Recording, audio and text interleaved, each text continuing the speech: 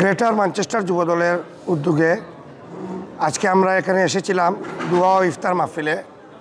জাতীয়তাবাদী যুবদলের একজন কর্মী হিসাবে বর্তমানে দীর্ঘ 17 বছর আন্দোলন সংগ্রামের পর খুনি হাসিনার পতন হয়েছে।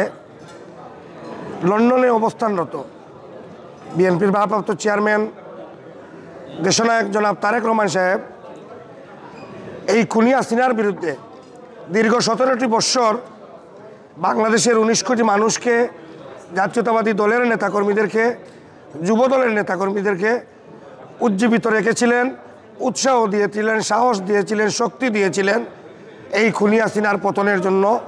এবং খুনি হাসিনার পতনের মাধ্যমে বাংলাদেশের মানুষের ভোটের অধিকার প্রতিষ্ঠা করার জন্য এই আন্দোলন সংগ্রামে আমরা অনেককে হারিয়েছি, অনেক পঙ্গুত্ব বরণ করতে হয়েছে, অনেককে কারাগারে নির্মম প্রকোষ্ঠে বন্দী হতে হয়েছে, লাখ লাখ নেতাকর্মীর উপর মামলা হয়েছে, শত শত মায়ের বুক খালি হয়েছে।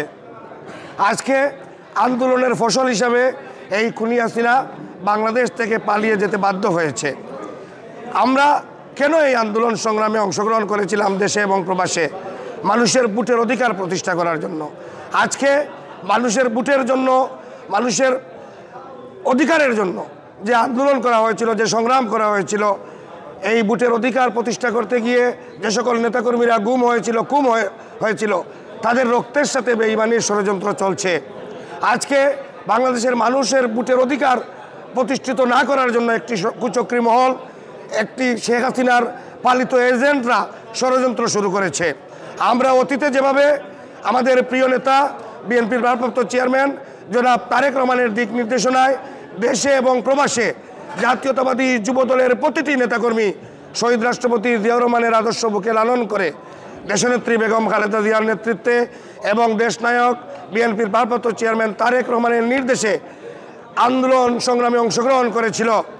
আমরা মনে প্রাণে বিশ্বাস করি ভোটের অধিকার প্রতিষ্ঠার আগ পর্যন্ত, বাংলাদেশে একটি সুষ্ঠু নির্বাচনের আগ পর্যন্ত এই আন্দোলন অব্যাহত থাকবে।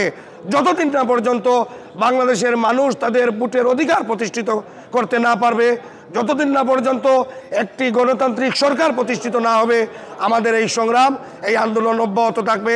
জাতীয়তাবাদী যুবদলের প্রতিটি নেতাকর্মী আজকেও আমরা অঙ্গীকার করেছি, আজকেও আমরা এখানে প্রতিশ্রুতিবদ্ধ হলাম, আমাদের দেহে যতদিন প্রাণ থাকবে, যতদিন আমাদের শরীরে রক্ত প্রবাহিত হবে, আমাদের প্রিয় নেতা দেশনায়ক জনাব তারেক রহমানের নির্দেশে প্রবাসের মাটিতে একজাক তরুণদের নিয়ে একটি শক্তিশালী ঐক্যবদ্ধ যুবদল সারা ব্রিটেনে ছড়িয়ে ছিটিয়ে থাকা প্রতিটি নেতাকর্মীদের সাথে নিয়ে এই ভোটের অধিকার প্রতিষ্ঠা করার জন্য লড়াই, সংগ্রাম এবং আন্দোলন অব্যাহত থাকবে ইনশাআল্লাহ।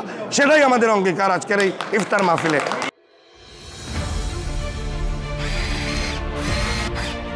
আলোতে থাকুন, ফোকাসে থাকুন, হাত রাখুন প্রজন্মের হাতে।